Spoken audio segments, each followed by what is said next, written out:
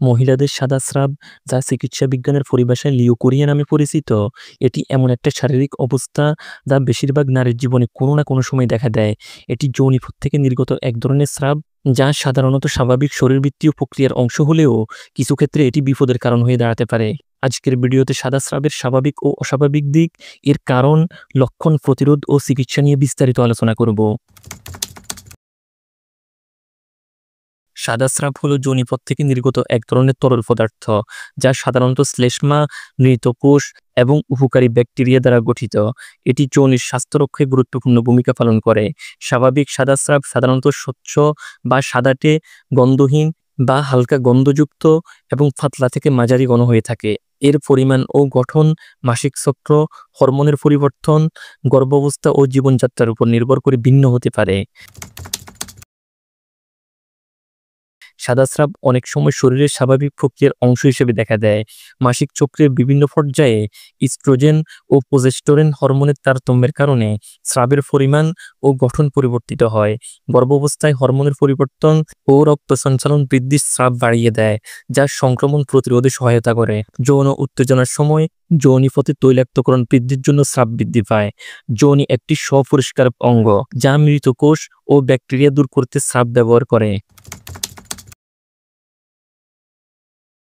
যখন স্রাবের গঠন, রং বা গন্ধে পরিবর্তন ঘটে, তখন তা অস্বাভাবিক হতে পারে এবং এটি বিভিন্ন স্বাস্থ্য সমস্যার লক্ষণ হতে পারে, যেমন ইস্ট সংক্রমণ। এটি ছত্রাক গঠিত সংক্রমণ, যার ফলে ঘন, সাদা, দইয়ের মতো স্রাব হয় এবং জ্বালাপোড়া দেখা দেয়। ব্যাকটেরিয়াল ভ্যাজাইনোসিস, যৌনিতে উপকারী ও ক্ষতিকারক ব্যাকটেরিয়ার ভারসাম্য নষ্ট হলে ধূসর বা সাদাটে স্রাব হয়, যার সাথে মাছের মতো দুর্গন্ধ থাকতে পারে। ট্রাইকোমোনিয়াসিস, এটি পরজীবী দ্বারা সৃষ্ট একটি যৌন সংক্রামক রোগ।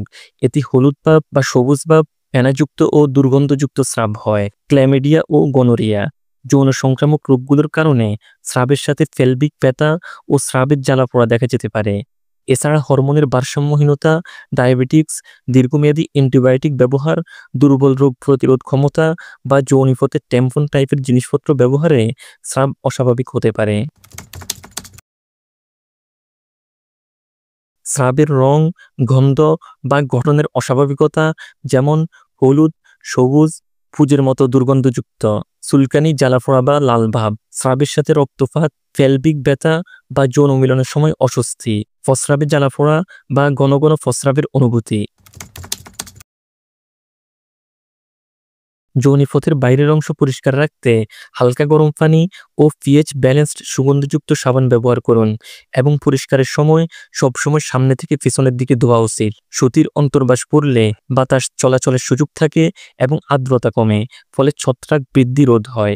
যৌন স্বাস্থ্যবিধি মেনে চলা, চিনিযুক্ত খাবার কম খাওয়া, প্রচুর পানি পান করা এবং প্রোবায়োটিক সমৃদ্ধ খাবার গ্রহণ যৌনিক স্বাস্থ্য রক্ষায় উপকারী। বছরে অন্তত একবার গাইনোকোলজিস্টের চেক আপ করা ভালো।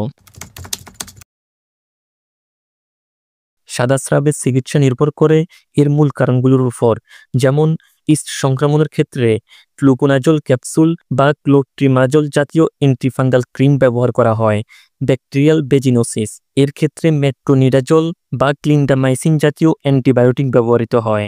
এসটিআই এর ক্ষেত্রে ক্ল্যামিডিয়া, গনোরিয়া বা ট্রাইকোমোনিয়াসিস এর জন্য নির্দিষ্ট অ্যান্টিবায়োটিক প্রয়োজন। হরমোনাল ভারসাম্যহীনতা, চিকিৎসকের পরামর্শ অনুযায়ী হরমোন থেরাপি বা জীবনধারার পরিবর্তন আনতে হয়, তবে চিকিৎসকের পরামর্শ ছাড়া কখনোই নিজে থেকে ওষুধ সেবন করা যাবে না।